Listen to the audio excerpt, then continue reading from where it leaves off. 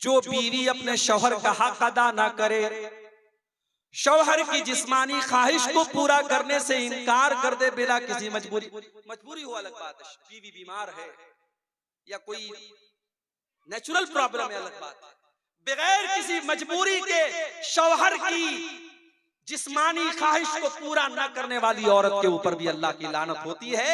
बुखारी और मुस्लिम के अल्फाज हैं, अल्लाह के प्यारे हबीब सल्लल्लाहु अलैहि वसल्लम फरमाते हैं, इज़ा दअर रजुलु इम्रातहु इला फिराशी, जब इंसान अपनी बीवी को अपने बिस्तर पर बुलाए, फअबत, तो औरत इनकार कर दे, फबाता व हुवा गज़बान अलैहा, और शौहर इस हाल में रात गुजारे कि बीवी से नाराज है। अगर शौहर उसी तरीके से रात गुजार दे, लानत हल मलाइकतु हत्ता तुस्बिया, तो सुबह तक फरिश्ते लानत करते रहते हैं ऐसी औरत के ऊपर।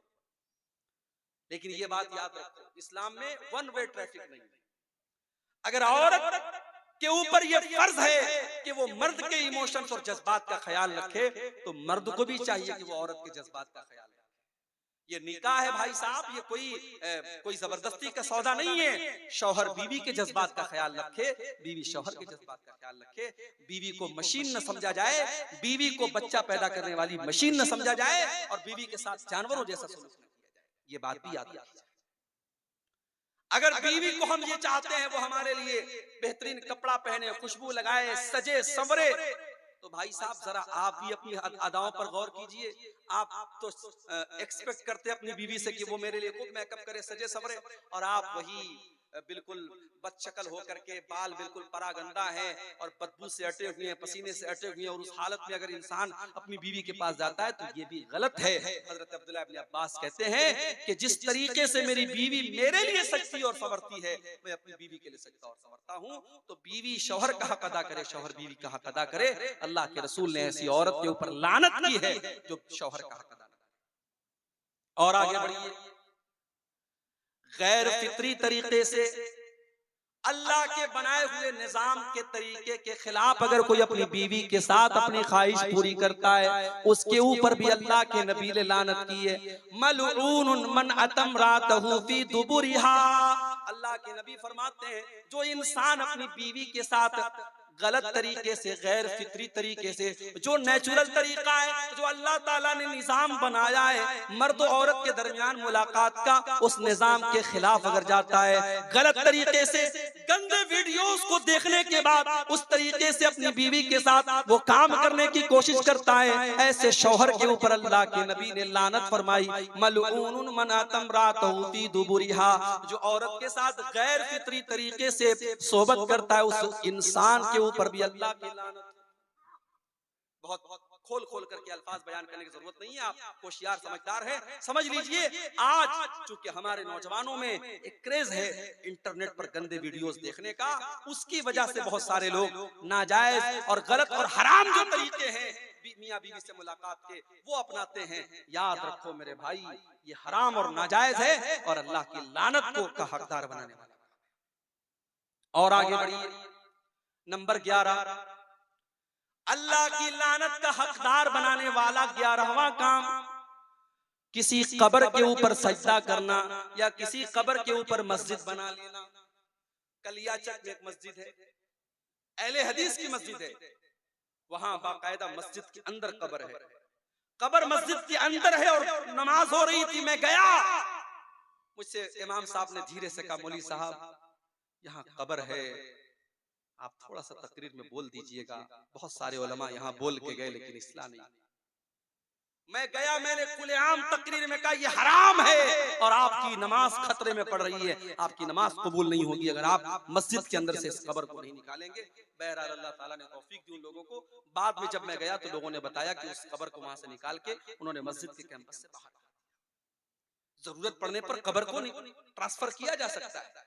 अगर मान लीजिए किसी ऐसी जगह कब्र है कि वहां कब्र होना मुनासिब नहीं है, तो कब्र के अंदर जो मुर्दे की हड्डियां वगैरह हैं उनको एहतराम के साथ किसी कपड़े में रख करके दूसरे कब्रिस्तान में दफन की जा सकती है जरूरत पड़ने पर। तो कब्रिस्तान के ऊपर मस्जिद नहीं बन सकती और मस्जिद में कब्र नहीं बन सकती। अल्लाह के नबी ने लानत की है, लानल्लाहुल यहूद वन नसारा इत्तखज़ू कुबूर अंबियाइहिम मसाजिद। अल्लाह की लानत हो यहूद और नसारा के ऊपर, उन्होंने अपने नबियों की कब्रों को मस्जिद बना लिया। वो अपने नबियों की कब्रों पर सजदा करने लगे, उन्होंने अपने नबियों की कब्रों के ऊपर सजदा करना शुरू कर दिया। अल्लाह के नबी ने दुआ भी की थी, अल्लाहुम्मा ला तजअल कब्री वसनन युबद। ऐ अल्लाह, तू मेरी कब्र को बुत न बनने देना। ऐ अल्लाह, मेरी कब्र को तू बुत न बना देना जिसकी इबादत की जाए, जिस पर सजदा किया जाए, जिसकी पूजा पाठ की जाए। ऐ अल्लाह, तू मेरी कब्र पर ये सब काम न होने देना। और आज अल्लाह का शुक्र है, दुनिया की बहुत सारी ताकतें लगी हुई हैं। अल्लाह हिफाजत करे सऊदी अरब की हुकूमत।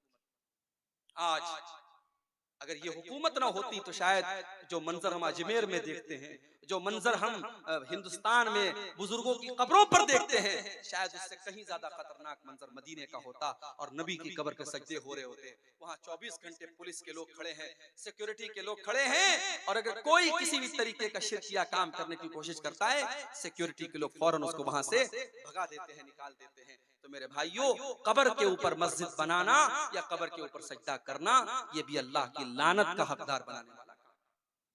लूत अलैहिस्सलाम की कौम जो काम करती थी, मर्द का मर्द के साथ, लड़के का लड़के के साथ ताल्लुक कायम करना, हराम काम करना, बदकारी का काम करना, होमोसेक्सुअलिटी या आज के जमाने में जिसको हम कह सकते हैं हमजिनसी, या हिंदी में कह सकते हैं समलैंगिकता, जिसको आज दुनिया की अदालतों ने उसको सही करार दे दिया है, लेकिन अल्लाह के नबी ने लानत करार दी है। मुस्नद अहमद की रिवायत है, आपने फरमाया, लानल्लाहु मन अमिला कौम लूतिन, लानल्लाहु मन अमिला कौम लूतिन, लानल्लाहु मन अमिला कौम लूतिन। अल्लाह की लानत उस इंसान के ऊपर जो हजरत लूत अलैहिस्सलाम की कौम वाला अमल करता है। दुनिया में सबसे पहले ये काम अगर किसी ने किया था, लूत अलैहिस्सलाम की कौम ने किया था।